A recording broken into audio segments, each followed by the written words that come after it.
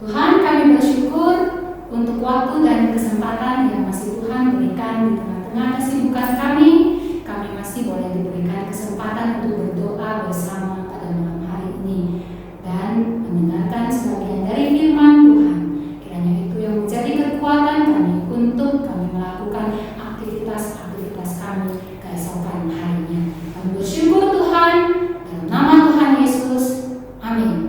Kita akan mengangkat pujian kita yang pertama untuk malam hari ini, yaitu dengan judul Berkat Tuhan yang Pasti.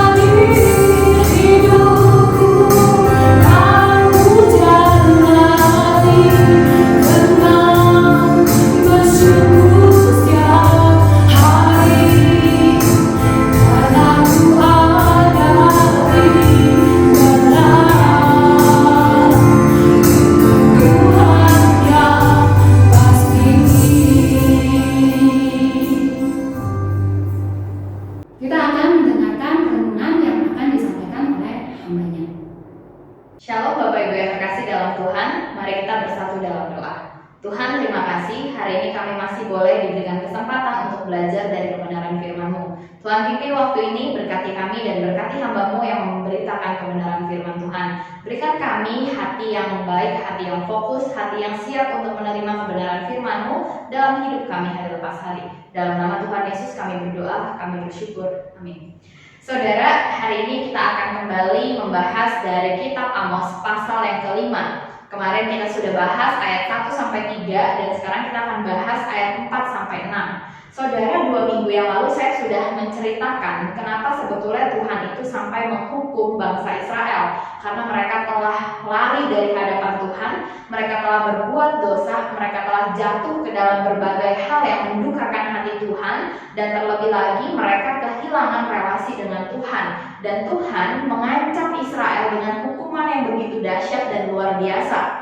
Jika kita ingat kembali bahwa dikatakan Putri Sion akan terkapar di tanahnya, tidak ada yang akan mampu membangkitkannya. Ini merupakan ancaman bahwa Israel ini akan habis gitu ya, akan dihukum oleh Tuhan dengan sedemikian jahat. Tetapi seringkali juga Bapak Ibu kita mendapati nih di dalam kehidupan kita hari lepas hari, misalnya ya, kita menghukum anak kita gitu supaya anak kita ini tidak berbuat jahat lagi. Itu kan idealnya di dalam pikiran kita ketika kita memberikan hukuman gitu ya, seperti guru memberikan hukuman di sekolah. Nah, berharap dengan hukuman ini ada yang namanya efek jerat, ada yang namanya perubahan ya. Jadi ketika kita menghukum, kita mengharapkan ada perubahan, baik itu tingkah laku, cara berpikir, sifat, karakter, ada perubahan dari pihak yang kita jatuhkan hukuman. Nah, tetapi pada faktanya kita juga menyaksikan bagaimana ketika orang itu walaupun sudah dihukum, seringkali ternyata banyak yang juga tidak berubah ya. Sudah diberitahu, sudah dibilangin, bahkan sudah diberikan hukuman, ancaman, tetapi juga tidak ada perubahan. Kita tentu sangat familiar dengan situasi ini ya, entah itu anak kita atau pekerja kita, pegawai yang bekerja di sekitar kita atau rekan kerja kita sudah ingatkan, kita sudah beritahu, kita sudah memberikan hukuman bahkan, tetapi ternyata nggak berubah juga gitu ya. Nah, jadi Bapak Ibu, hukuman ini akan dinyatakan dengan cerita pembuangan bangsa Israel ke Babel nanti ya. Jadi karena tidak ada pertobatan juga setelah Amos memberitakan segalanya, nah akhirnya Israel ini dihukum oleh Tuhan. Tuhan mendatangkan satu bangsa yang besar yang membuat Israel ini akhirnya terkapar di tanahnya sendiri. Mereka dijadikan budak di tanahnya sendiri. Mereka dijajah di tanahnya sendiri. Nah, jadi Bapak Ibu yang terkasih dalam Tuhan, hari ini kita akan membahas kembali Amos pasal 5 ayat 4 sampai 6. Setelah diberikan teguran, setelah diberikan ancaman, setelah diberitahu bahwa akan dihukum jika tidak berubah, maka Israel harusnya menghasilkan perubahan. Maka ayat 4 sampai 6 ini adalah panggilan untuk berubah. Nah, saudara yang terkasih dalam Tuhan, panggilan ini juga ada bagi kita.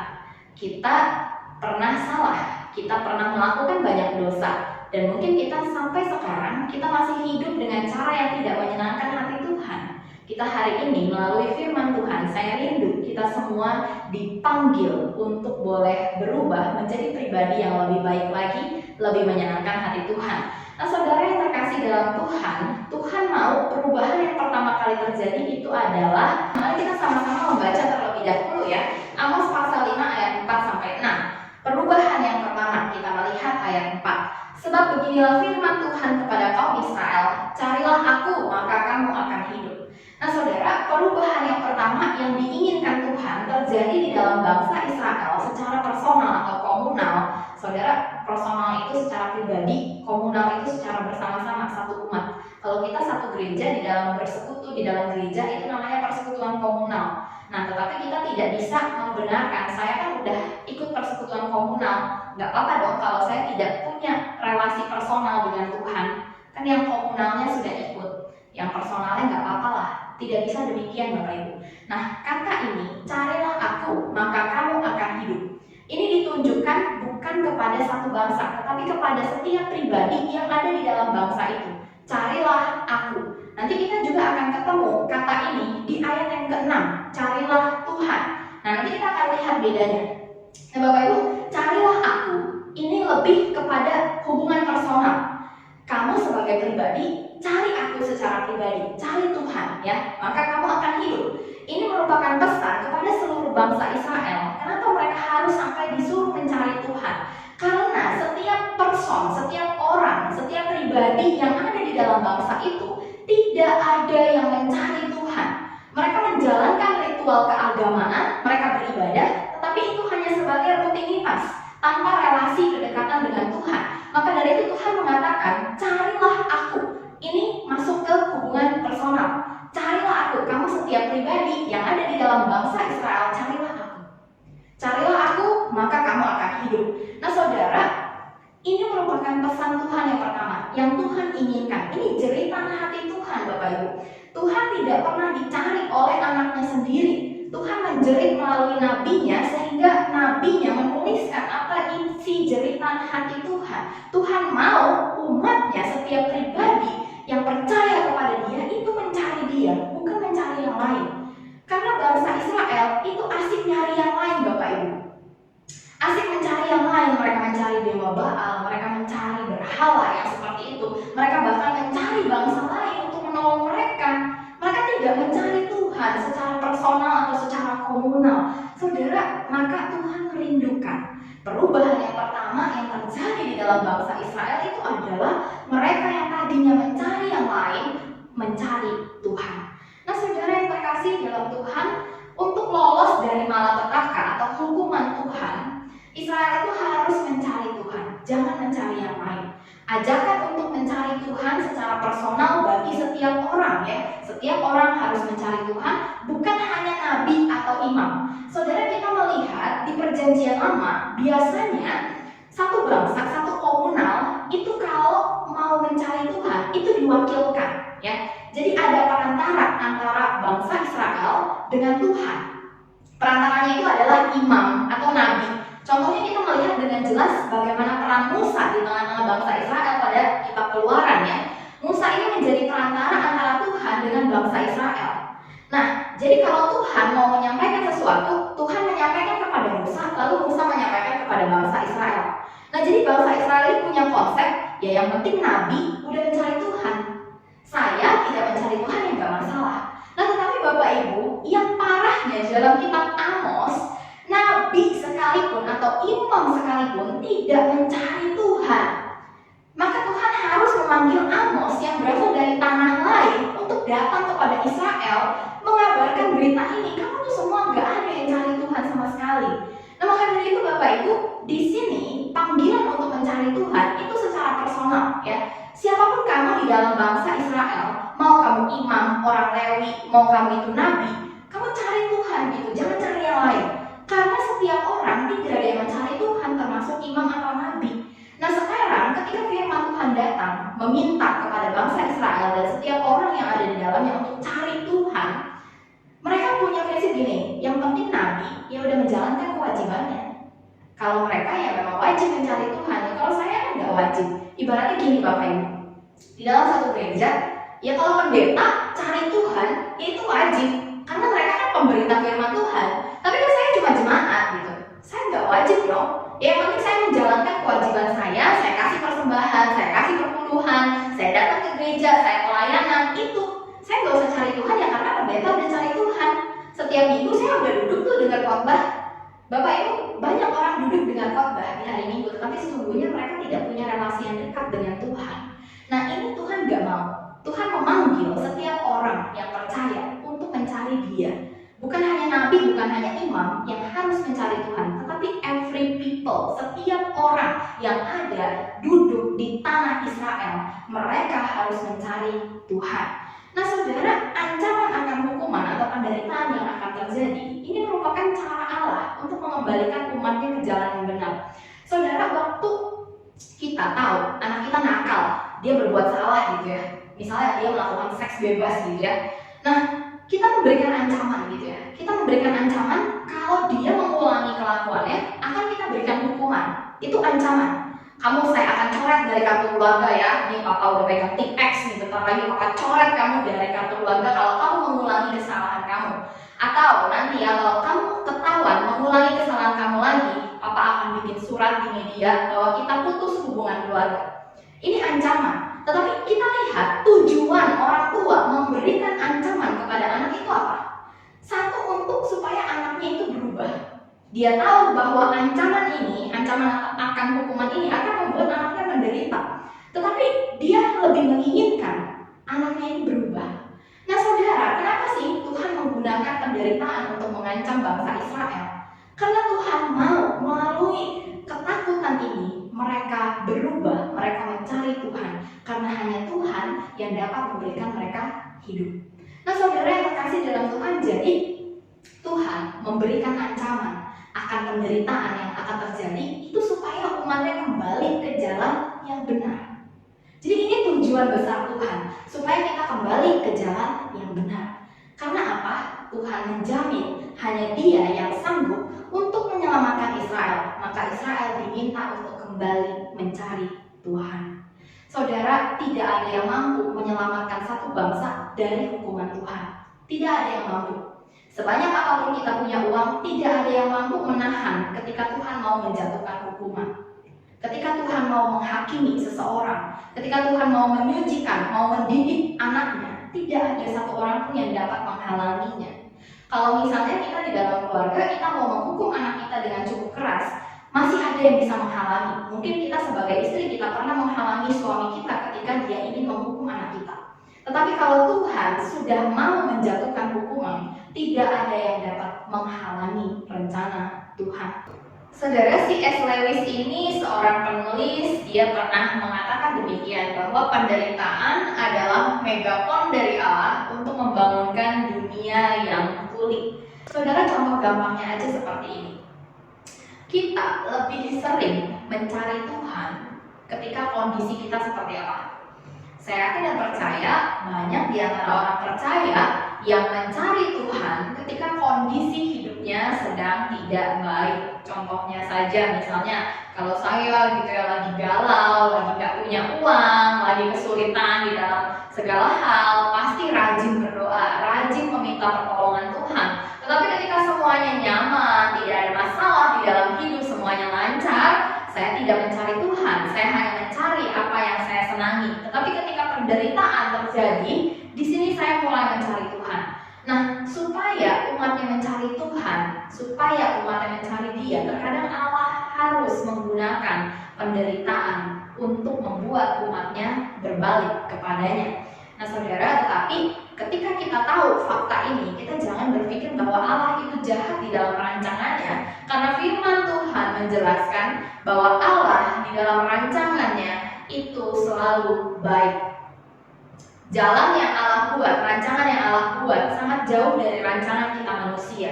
Dan kita percaya di dalam ketidakmengertian kita terhadap rancangan Allah, rancangannya adalah yang terbaik. Inilah iman kita kepada Tuhan kita. Nah, jadi saudara yang terkasih dalam Tuhan, ketika kita menghadapi penderitaan, kita menghadapi kesulitan, kita menghadapi kesusahan, mungkin itu adalah panggilan bagi kita untuk mencari Allah. Nah, jadi saudara yang terkasih, ini perubahan pertama yang Allah inginkan terjadi di dalam bangsa Israel. Lalu perubahan yang kedua yang akan kita lihat adalah tentang rutinitas dan intimasi. Nah, saudara yang terkasih dalam Tuhan, kenapa ini menjadi perubahan yang kedua? Mari kita membaca di dalam ayat yang kelima. Janganlah kamu mencari Betel, janganlah pergi ke Gilgal, dan janganlah menyeberang ke Beersheba, sebab Gilgal pasti masuk ke dalam pembuangan dan Betel akan lenyap. Saudara, Israel ini punya tempat-tempat suci ya, punya tempat-tempat kudus di mana tempat-tempat tersebut adalah pusat peribadatan bangsa Israel. Nah, pusat peribadatan ini adalah di Betel ya. Nanti kita akan melihat keterangannya apa gitu tentang Betel, Gilgal, dan Beersheba ini. Nah, saudara, ternyata ketika Allah berfirman, janganlah kamu mencari Betel, Gilgal, dan Beersheba, ternyata ini adalah tempat-tempat di mana Israel menjalankan ritual keagamaannya, ya. Nah, jadi kalau kita lihat penjelasannya, Betel ini adalah satu tempat yang sangat penting dan orang Israel biasanya akan beribadah di sini karena di sini adalah tempat di mana mezbah Allah pertama kali dibangun. Setelah air bah, lalu Nuh membangun bahtera Allah, disitulah mezbah Allah maksud saya, disitulah namanya Betel. Lalu kita juga melihat Gilgal. Gilgal ini adalah tempat peringatan masuknya Israel ke Kanaan. Jadi ini tempat yang penting dan bangsa Israel seringkali melakukan ibadah atau pergi ke tempat-tempat ini untuk berziarah, mengingat kembali bagaimana kenyataan Tuhan gitu ya. Nah, lalu Beersheba ini juga kota yang dibanggakan karena di sini adalah kota yang dimana Abraham, Ishak, dan Yakub pernah tinggal di dalamnya. Nah, saudara yang terkasih dalam Tuhan, Tuhan mengingatkan Israel, janganlah kamu mencari Betel, Gilgal, Beersheba. Ini bicara soal tempat. Janganlah kamu mencari tempat-tempat ini. Karena apa, Bapak Ibu? Kita baca selanjutnya. Karena pergi ke Gilgal, menyeberang ke Beersheba, bahkan mencari Betel itu tidak mendatangkan keselamatan bagi bangsa Israel. Satu-satunya yang bisa mendatangkan keselamatan bagi Israel itu hanya hanyalah Tuhan. Satu-satunya pribadi, satu-satunya tempat untuk orang percaya berlari itu hanyalah kepada Tuhan. Maka dari itu Bapak Ibu pemazmur pernah menyatakan bahwa Allah adalah kota benteng yang teguh. Kesanalah orang percaya berlari dan berlindung. Bukan Betel, bukan Gilgal, bukan Beersheba. Karena tempat-tempat ini sekalipun dijadikan tempat-tempat yang kudus, banyak orang suka beribadah di situ, tetapi ternyata semuanya hanya sebatas rutinitas belaka. Orang yang datang ke Betel, orang yang datang ke Gilgal, orang yang datang ke Beersheba, mereka memberikan persembahan di situ, tetapi sesungguhnya hati mereka bukan tertuju pada Tuhan. Ibaratnya gini Bapak Ibu, kita datang ke gereja, kita rajin melakukan kewajiban kita, tetapi hati kita tidak untuk Tuhan. Betel, Gilgal, dan Beersheba adalah tempat di mana bangsa Israel melakukan rutinitas keagamaan mereka. Mereka mempersembahkan korban di situ. Tetapi Tuhan mengatakan, jangan cari Betel, jangan cari Gilgal, jangan cari Beersheba, tetapi carilah Aku. Waktu kamu nanti menghadapi penderitaan, kesulitan, jangan cari gereja, jangan cari hamba Tuhan, cari Tuhan yang pertama. Bapak Ibu, ini panggilan untuk setiap umat percaya. Jangan cari yang lain, termasuk instansi-instansi keagamaan gitu ya, termasuk gereja. Tapi cari dulu Tuhan yang pertama. Jangan hanya kita karena kita menganggap kita sering ke gereja, kita sering melakukan kegiatan-kegiatan agamawi kita, tanpa kita melihat sesungguhnya spiritual kita itu sedang bobrok gitu ya. Ketika kita melupakan satu hal ini, ketika kita melupakan kondisi spiritual kita, inilah yang paling mendukakan hati Tuhan Bapak Ibu. Bahkan di dalam kitab Maleaki, kalau kita baca, kita melihat orang Israel ini rajin beribadah, memberikan persembahan, tetapi hati mereka itu sesungguhnya tidak untuk Tuhan. Sama Bapak Ibu, masalahnya terus-menerus sama. Dan seringkali masalah ini juga terjadi di dalam kehidupan kita sebagai orang percaya. Kita mencari Tuhan ke gereja, kita menganggap bahwa gereja adalah tempat kita bisa berjumpa dengan Tuhan. Tetapi sesungguhnya Bapak Ibu, Tuhan bisa dicari dimanapun kita berada. Kita memang membutuhkan persekutuan komunal, karena disitulah kita bertumbuh secara komunitas. Firman Tuhan diberitakan, kita punya rekan saudara-saudari seiman, komunal penting. Tetapi jangan karena kita mengandalkan persekutuan komunal, kita melupakan persekutuan personal kita dengan Tuhan. Nah saudara yang terkasih dalam Tuhan, Tuhan mau Dia menjadi satu-satunya yang dicari oleh umatnya. Nah saudara yang terkasih dalam Tuhan, banyak orang percaya punya penyakit seperti ini. Hebat dalam rutinitas pelayanan, tetapi hancur dalam kehidupan spiritual. Berapa banyak dari antara kita yang hebat di dalam melayani Tuhan, tetapi kehidupan spiritual kita itu seperti tanah yang gersang. Kehidupan spiritual kita itu sangat amat hancur. Bahkan kehidupan spiritual kita seperti puing-puing yang tidak berbentuk lagi. Saudara yang terkasih, ketika kita melayani Tuhan, tetapi kehidupan spiritual kita itu hancur-hancuran, sesungguhnya ini mendukakan hati Tuhan. Kita menganggap Tuhan senang dengan pelayanan saya, tetapi kita tidak berpikir bahwa yang dicari Tuhan itu bukan aktivitas pelayanan kita yang seberapa banyak. Tuhan mencari hati kita, Tuhan melihat kondisi spiritual kita. Yang paling baik adalah kondisi spiritual yang bagus dan pelayanan juga bagus. Orang dengan kondisi spiritual yang baik, sudah pasti dia akan terpanggil untuk melayani Tuhan. Tetapi banyak orang juga yang memang aktif melayani Tuhan dengan kondisi spiritual yang bobrok, yang hancur-hancuran. Nah saudara yang terkasih, ini merupakan teguran bagi kita semua, termasuk bagi saya, untuk kembali merenungkan. Ketika saya rajin melayani Tuhan, ketika saya setiap hari hampir ada pelayanan yang seperti itu, saya melakukan kebaikan, apakah itu sebetulnya lurus dengan kondisi spiritual saya? Apakah saya melayani Tuhan karena saya memiliki relasi yang baik dengan Tuhan, ataukah saya melayani Tuhan hanya karena saya diwajibkan, sudah ada jadwal saya untuk melayani Tuhan? Saudara, inilah yang dipanggil kekeringan rohani di dalam dunia pelayanan. Kita bisa melayani Tuhan dengan kondisi spiritual yang bobrok, mengakibatkan kita akhirnya mengalami kekeringan rohani.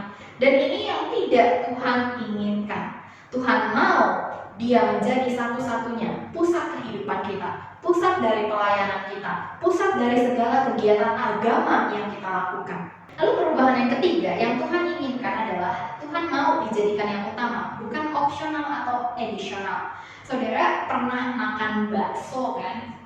Saya juga suka makan bakso gitu ya. Nah saudara, kalau kita makan bakso, yang utama itu apanya? Dari gambar ini ya kan kita melihat nih ada bakso, ada mie, ada bihun, ada daun bawang, ada bawang goreng, terus juga ada sambal. Yang utama itu yang mana? Dan yang additional, tambahan itu yang mana? Tentu kita tahu bahwa yang additional atau opsional itu artinya kalau ada atau nggak ada, ya tidak mempengaruhi yang utama. Contoh misalnya saya mau makan bakso, kalau nggak ada mie-nya ya nggak apa-apa. Kalau nggak ada bihunnya ya nggak apa-apa, saya tetap makan bakso tuh, saya tetap makan menu utamanya. Yang additional, tambahan atau opsionalnya pilihan itu boleh ada, boleh enggak. Misalnya saya beli bakso, bang beli bakso gitu ya, saya mau pakai lengkap gitu. Lalu abang baksonya bilang, waduh bawang gorengnya sama bihunnya habis. Oh ya udah nggak apa-apa, kan tetap makan bakso namanya. Saya tetap makan menu utamanya tanpa tambahan yang bihun dengan bawang goreng itu, nggak masalah. Nah saudara, yang menu utama itu tentu kita tahu adalah baksonya. Beda kasusnya kalau misalnya saya panggil tukang bakso lalu saya bilang, bang mau beli bakso, lalu abangnya bilang, nek baksonya habis, tinggal bihun, mie, bawang goreng, sambal, baksonya nggak ada, jadi nggak makan bakso? Tentu enggak, karena yang saya cari adalah baksonya, ya ini yang utamanya.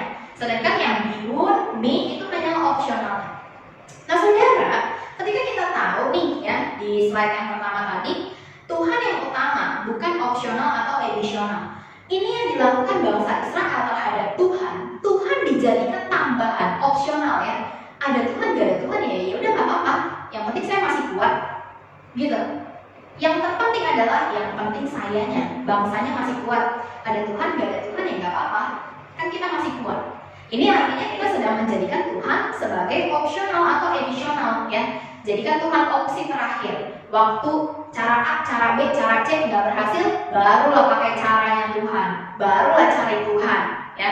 Karena sudah tidak berhasil cara utamanya, baru cari Tuhan. Atau menjadikan Tuhan sebagai additional ya. Saya mau begini, ya oke, dibumbuin pakai Tuhan ya.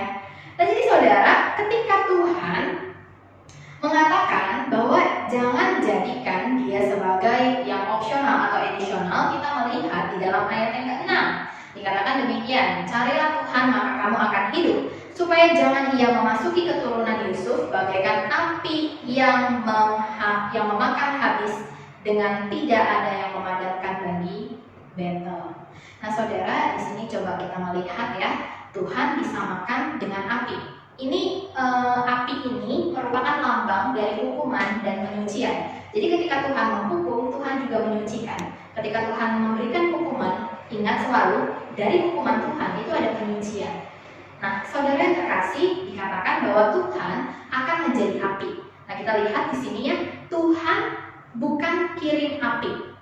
Kalau Tuhan kirim api, berarti masih ada yang bisa padamkan. Contoh kasusnya adalah ketika Tuhan kirim bara ke kota Sodom dan Gomora, masih bisa dipadamkan karena Tuhan mengirim.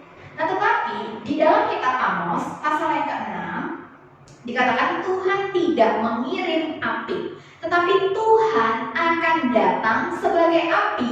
Tidak ada satu kuasa yang mampu memadamkan. Jadi saudara, kalau Tuhan kirim api, masih ada yang bisa memadamkan gitu. Tapi kalau Tuhan datang sebagai api yang akan menyucikan dan memberikan hukuman, tidak ada satupun yang dapat menghentikan atau memadamkan. Dan saudara, yang unik di sini adalah kata carilah Tuhan. Tadi di ayat yang pertama, ayat yang keempat, carilah aku. Sekarang berganti, carilah Tuhan. Ini menunjuk kepada komunal. Tadi di atas, yang pertama Tuhan bilang carilah aku. Ini secara personal, setiap pribadi. Tetapi sekarang carilah Tuhan. Ini artinya secara komunal. Tuhan mau tidak hanya pribadi-pribadi yang mengalami perubahan, tetapi satu komunal, satu komunitas itu mengalami perubahan. Maka kamu akan hidup. Maka satu komunitas ini akan hidup jika mereka semua mencari Tuhan. Nah jadi saudara yang terkasih dalam Tuhan, Amos pasal 4-6 itu menunjuk merujuk juga kepada spiritualitas kita sebagai personal dan spiritual komunitas kita.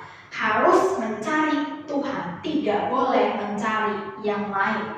Jangan karena kegiatan agama kita berpikir kita sudah melaksanakan kewajiban kita, Tuhan tidak perlu marah-marah lagi, Tuhan tidak perlu cemburu lagi kalau saya menyembah berhala. Ya kan saya udah memberikan persembahan, ya gak apa-apa lah dosa-dosa sedikit, kan saya udah menjalankan kewajiban saya. Kita tidak bisa menjadi orang percaya yang berpikir demikian. Kita harus berubah seperti bangsa Israel diminta untuk berubah. Saudara yang terkasih dalam Tuhan, di dalam kitab Amos dinyatakan demikian. Kemarahan Tuhan dapat dipadamkan dengan pertobatan dan perubahan.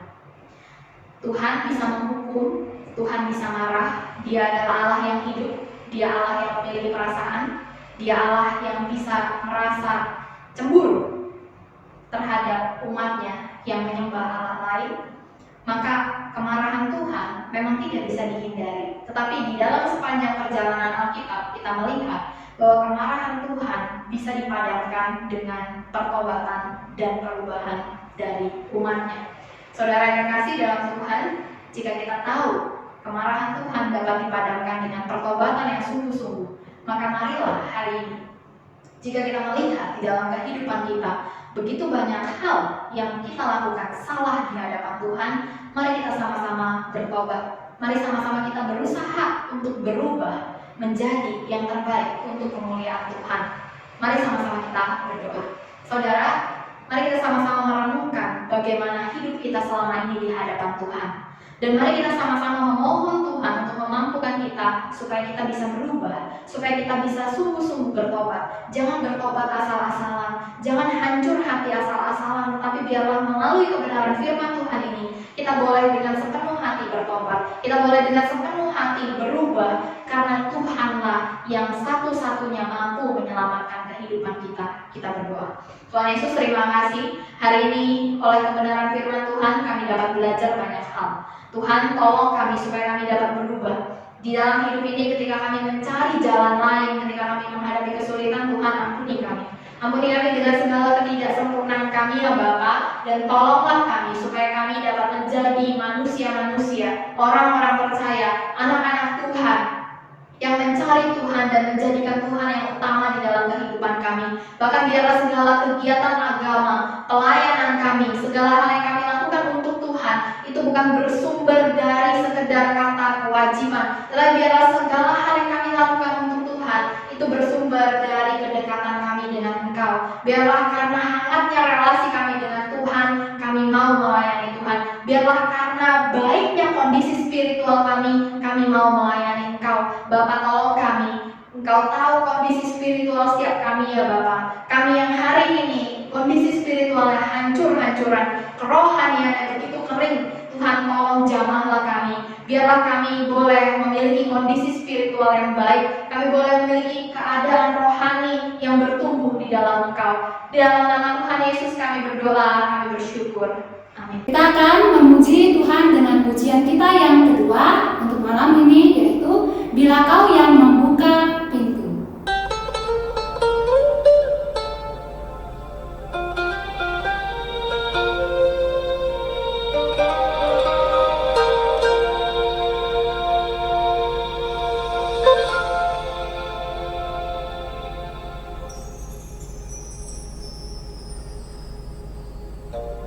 Segala perkaraku ku serahkan padamu,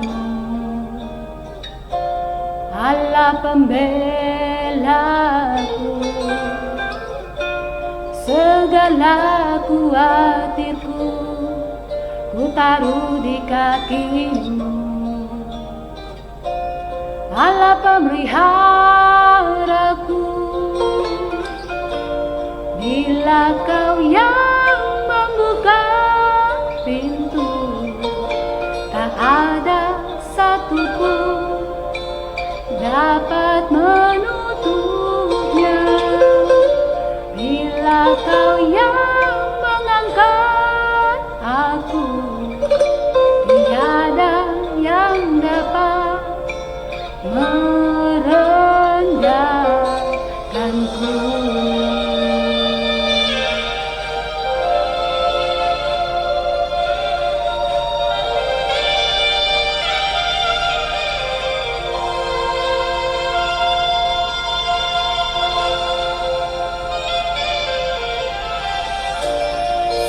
segala perkaraku ku serahkan padamu,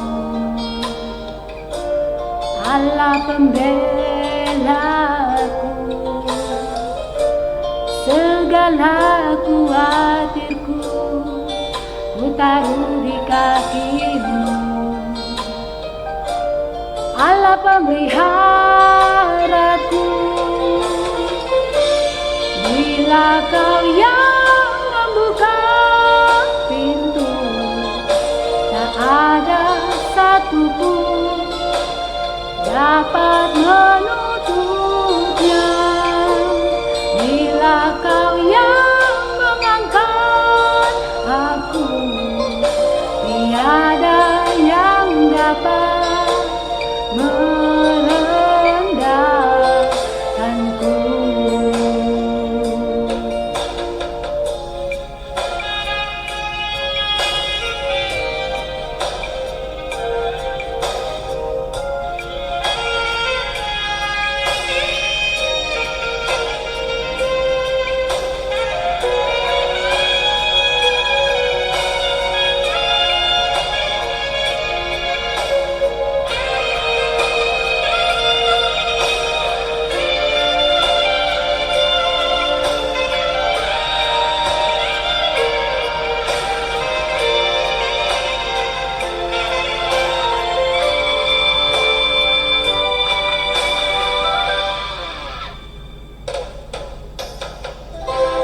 Bila kau yang membuka pintu, tak ada satupun dapat menutupnya. Bila kau yang mengangkat aku, tiada yang dapat merendahkanku.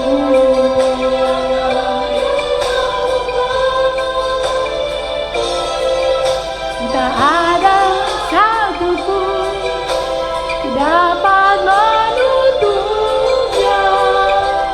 Bila kau yang mengangkat aku, tiada yang dapat merendahkanku. Tiada yang dapat merendahkanku. Adapun doa kita bersama yang menjadi pokok-pokok doa, yaitu doa bagi bangsa dan negara. Kita doakan agar presiden dan seluruh pemerintahan dapat bekerja dengan jujur dan mengutamakan kesejahteraan rakyat. Yang kedua, kita doakan agar penyaluran vaksin COVID dapat berjalan lancar sehingga virus COVID-19 dapat segera teratasi. Yang ketiga, kita doakan untuk kestabilan perekonomian di Indonesia. Kita bersatu di dalam doa. Tuhan, kami bersyukur untuk karunia yang Tuhan berikan, yaitu bangsa Indonesia ini, negara Indonesia yang boleh kami diamin. Ya Tuhan, kami serahkan seluruh aparat pemerintahan, terkhusus presiden yang memerintah. Kiranya Engkau berikan hati yang takut akan Tuhan dan senantiasa berpengharapan penuh kepadamu di dalam menjalankan pemerintahan. Kami juga berdoa ya Tuhan untuk saat ini yang sedang dilakukan penyaluran vaksin untuk virus COVID-19.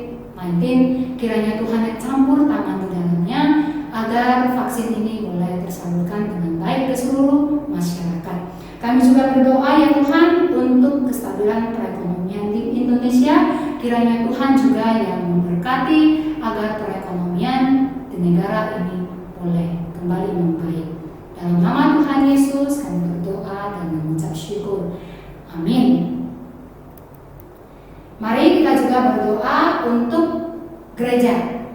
Kita pertama berdoa untuk ibadah online yang masih boleh terus dilakukan ya, meskipun online, tetapi kiranya ibadah-ibadah yang dilakukan lakukan boleh memberkati banyak jiwa. Yang kedua, kita akan berdoa juga untuk majelis GMI Titus agar memiliki hati yang semakin giat melayani Tuhan dan juga sehati melayani Tuhan. Yang ketiga, kita akan berdoa untuk seluruh hamba Tuhan yang melayani di GMI Titus, yaitu Boksu, Wiranto, dan juga Contaltea.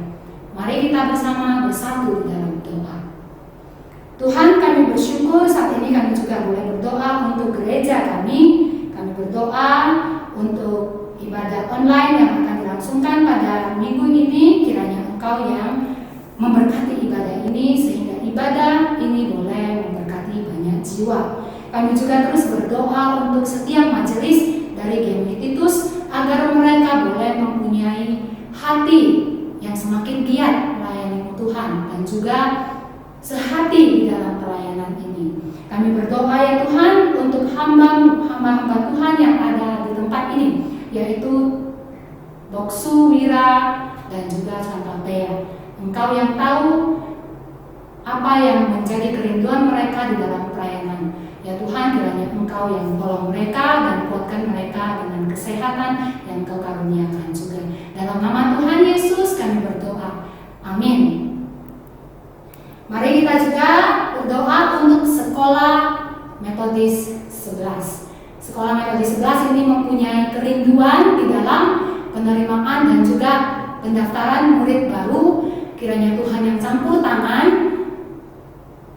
dan sekolah tetap optimis, percaya bahwa Tuhan yang akan memberikan berkat. Kita doakan untuk seluruh kru daripada Metodis 11, yaitu kepala sekolah, guru-guru, staf, dan seluruh pekerja Metodis 11 agar terhindar dari bahaya COVID-19.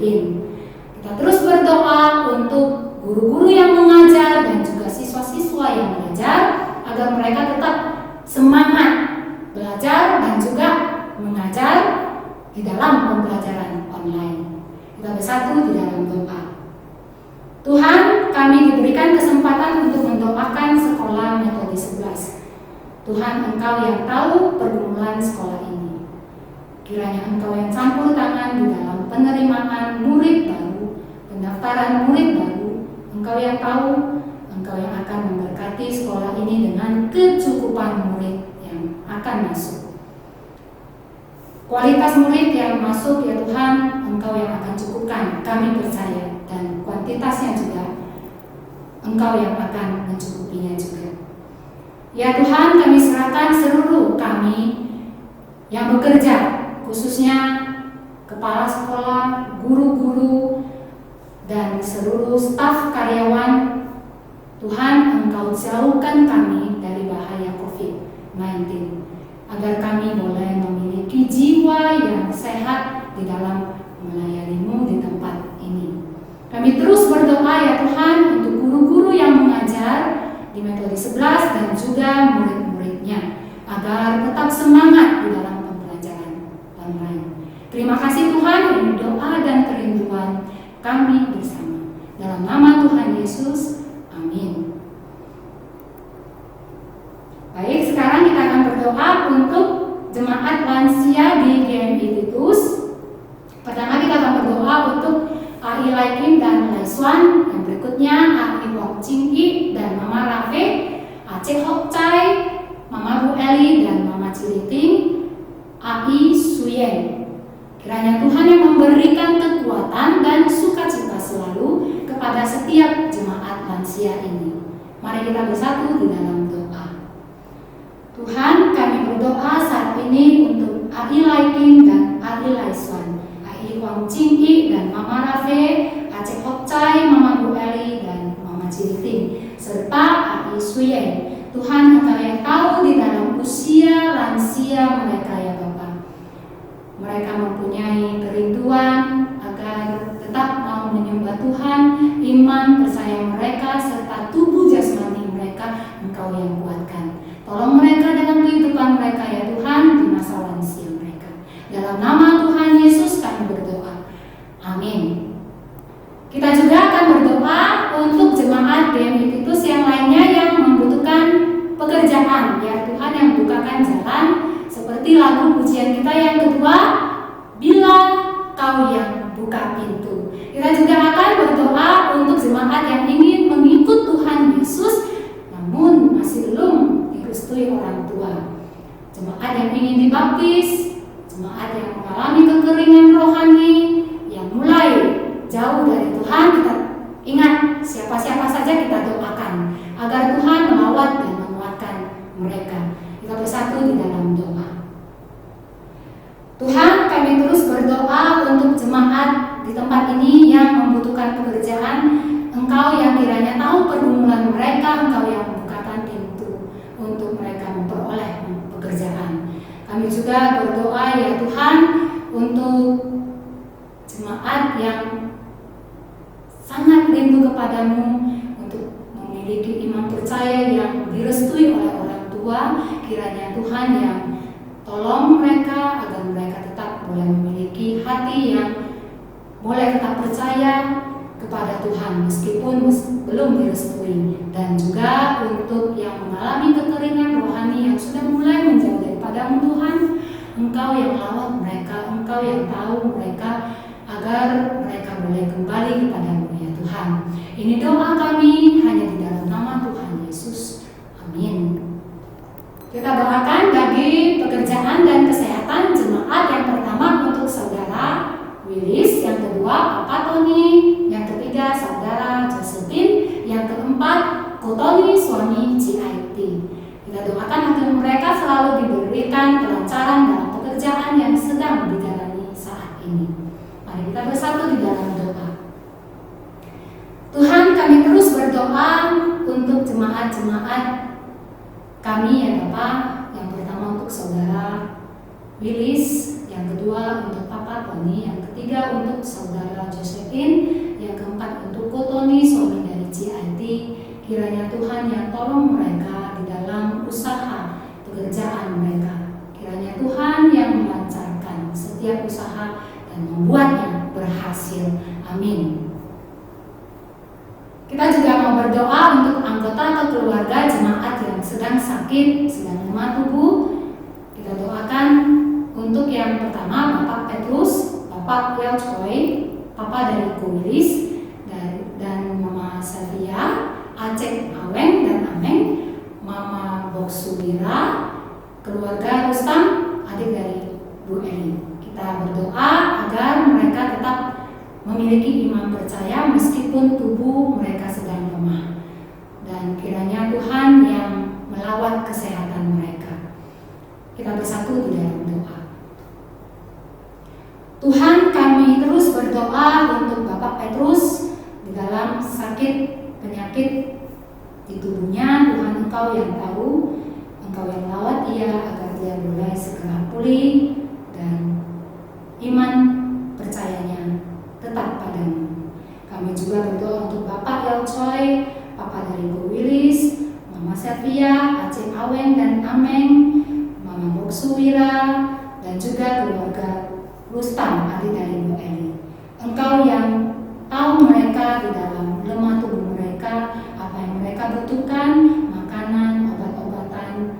Engkau yang berkati, kiranya itu boleh menjadi kekuatan bagi tubuh mereka yang sedang lemah, sehingga mereka tetap boleh memiliki iman percaya terus berharap kepadamu. Dalam nama Tuhan Yesus kami doakan mereka.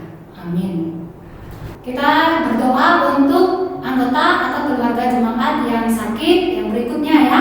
Untuk Ai Meihua yang berada di Marindau, untuk pembengkakan di perut, untuk Nini kakak CIT, untuk proses kemoterapi yang sedang dijalaninya, untuk saudari Lita keponakan Ci Mariana untuk proses pengobatannya, dan untuk Ko Miming anak Ai Meihua tumor di dalam perut.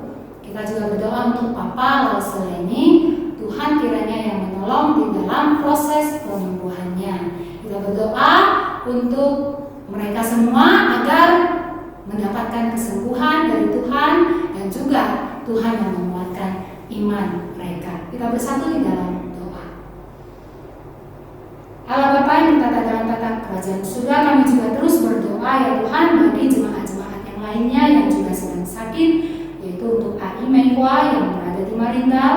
Tuhan, Engkau tahu sakit penyakit yang sedang dialaminya, yaitu pembengkakan di perut. Kiranya Engkau yang tolong dia ya Bapa, Engkau yang jamah rasa sakitnya itu sehingga dia boleh merasakan keringanan dan juga tidak mengganggu aktivitasnya. Ya Tuhan, kami juga berdoa untuk Nini, kakak dari CIT, untuk proses kemoterapi. Tuhan Engkau mencukupkan dana dan juga segala makanan minuman yang dikonsumsinya.